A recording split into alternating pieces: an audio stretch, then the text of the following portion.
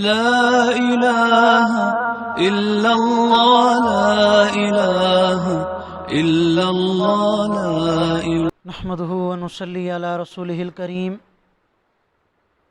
أما بعد فأعوذ بالله من الشيطان الرجيم بسم الله الرحمن الرحيم وإن من شيعته لإبراهيم إذ جاء ربه بقلب سليم صدق اللہ العظیم۔ سورۃ الصافات کی آیت نمبر 83 اور 84 آپ حضرات کے سامنے تلاوت کی ہیں۔ آیات کریمہ کا ترجمہ یہ ہے، اللہ رب العالمین ارشاد فرما رہے ہیں، اور یقیناً ابراہیم بھی حضرت نوح علیہ السلام کے طریقے پر چلنے والے ہیں۔ اذ جاء ربہ، جب کہ وہ متوجہ ہوئے اپنے رب کی طرف سلامتی والے دل کے ساتھ۔ اس سے ماقبل آیات میں حضرت نوح علیہ السلام کا واقعہ مختصراً ذکر کیا گیا ہے، اور آج جو آیات کریمہ آپ حضرات کے سامنے تلاوت کی ہیں، اس میں حضرت ابراہیم علیہ السلام کا تذکرہ کیا جا رہا ہے۔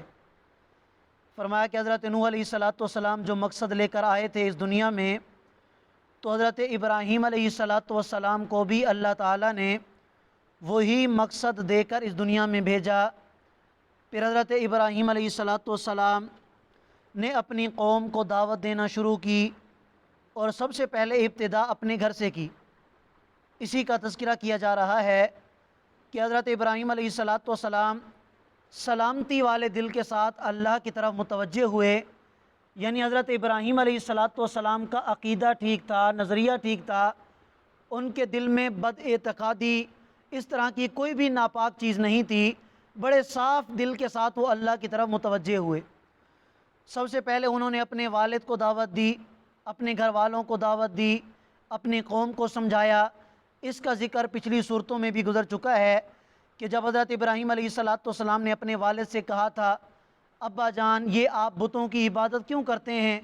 یہ تو نہ آپ کو کوئی نفع پہنچا سکتے ہیں نہ نقصان پہنچا سکتے ہیں۔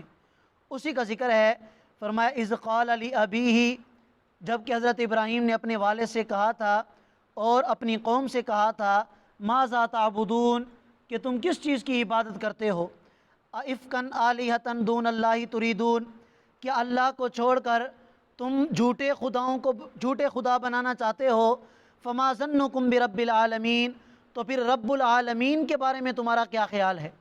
یعنی ہونا تو یہ چاہیے کہ تم اس کو اپنا رب مانو، اور اگر تمہارے دل میں کوئی شبہ ہے تو مجھے بتاؤ، میں تمہارے اس شک کو دور کرتا ہوں، تمہارے اس شبہ کو، اعتراض کو دور کرتا ہوں، اور تم صرف اور صرف اسی کو اپنا خدا مانو۔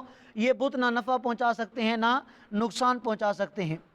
تو یہی مناظرہ چلتا رہتا تھا حضرت ابراہیم علیہ السلام کا اپنی قوم والوں کے ساتھ، اپنے گھر والوں کے ساتھ، لیکن انہوں نے حضرت ابراہیم علیہ السلام کی بات کو نہ مانا۔ ایک دن ایسا ہوا کہ حضرت ابراہیم علیہ السلام کی قوم کا ایک خاص تہوار تھا جس کو سال میں ایک دن منایا کرتے تھے، میلہ آپ کہہ لیں۔ تو انہوں نے آ کے حضرت ابراہیم کو بھی دعوت دی کہ آپ بھی ہمارے ساتھ میلہ کے لیے چلیں، اس رسم کے لیے چلیں۔ تو حضرت ابراہیم علیہ السلام نے ستاروں کی طرف یوں نظر اٹھائی، اور نظر اٹھا کے جواب دیا، انی سقیم، کہ بے شک میں بیمار ہونے والا ہوں، یعنی میں بیماری کی وجہ سے تمہارے ساتھ نہیں آ سکتا۔ حضرت ابراہیم علیہ السلام کا یہ جواب سن کر تو ساری قوم والے پیٹ پھیر کر چلے گئے، جا کر اپنے میلے میں انہوں نے شرکت کی۔ حضرت ابراہیم علیہ السلام کو موقع مل گیا۔ اس وقت ان کا جو شاہی گھر تھا، شاہی بت خانہ تھا، اس میں 72 بت پڑے ہوئے تھے۔ حضرت ابراہیم علیہ السلام نے کلہاڑی اٹھائی اور اس بت خانے میں جا گھسے۔ حضرت ابراہیم علیہ السلام نے پہلے تو ان کے ساتھ مذاق کیا، چڑھاوے چڑھایا کرتے تھے، وہاں پر مختلف قسم کے پھل اور فروٹ، مختلف قسم کے کھانے وہاں پڑے ہوئے تھے۔ تو پہلے تو حضرت ابراہیم نے ان بتوں کے ساتھ مذاق کیا کہ یہ جو تمہارے سامنے کھانے پڑے ہیں انہیں کھاتے کیوں نہیں ہو، اور تم میرے ساتھ گفتگو کیوں نہیں کرتے؟ میں تمہیں یہاں پر مارنے آیا ہوں، تم اپنا بچاؤ کیوں نہیں کرتے؟ پھر حضرت ابراہیم علیہ السلام نے کلہاڑی کے ذریعے بڑی قوت کے ساتھ ان پر وار کیا، اور سب کی گردنیں اڑاتے چلے گئے۔ ان میں جو سب سے بڑا بت تھا ان کا جو بڑا، اس کے کندھے پر کلہاڑی کو لٹکا دیا۔ قوم والے جب واپس آئے، انہیں پتہ چلا کہ ہمارے بتوں کے ساتھ کسی نے یہ کر دیا۔ ان کو یقین تھا کہ ایسا کام ابراہیم ہی کر سکتا ہے، اس لیے کہ وہ ہمیں ان کی عبادت سے منع کرتا ہے۔ حضرت ابراہیم کو بلایا۔ حضرت ابراہیم علیہ السلام نے فرمایا کہ جس کے کندھے پہ کلاڑی ہے اسی سے پوچھو۔ اب جب یہ سارے آپس میں اکٹھے ہوئے کہنے لگے اتنی بات تو ہمیں بھی پتہ ہے کہ یہ تو بول بھی نہیں سکتے، یہ تو کچھ بھی نہیں کر سکتے، یہ ایک دوسرے کو کیا ماریں گے، یہ تو ہل بھی نہیں سکتے، تو اصل بات تو یہ ہے کہ یہ ابراہیم سچ کہتا ہے لیکن اب ہم نے ماننا تو نہیں ہے۔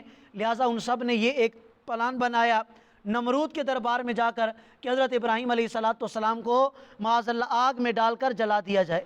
تو بڑے پیمانے میں آگ جلائی گئی، حضرت ابراہیم علیہ السلام کو نقصان پہنچانے کی کوشش کی گئی، لیکن اللہ تعالیٰ نے آگ کو حکم دیا کونی بردن و سلامن علی ابراہیم کہ اے آگ تو ٹھنڈی ہو جا، اور ٹھنڈی بھی اتنی زیادہ نہیں کہ ٹھنڈک سے میرے خلیل کو تکلیف ہو، نرم انداز والی ٹھنڈی ہو جا۔ حضرت ابراہیم علیہ السلام کو اللہ تعالیٰ نے صحیح سلامت اس آگ کے اندر رکھا۔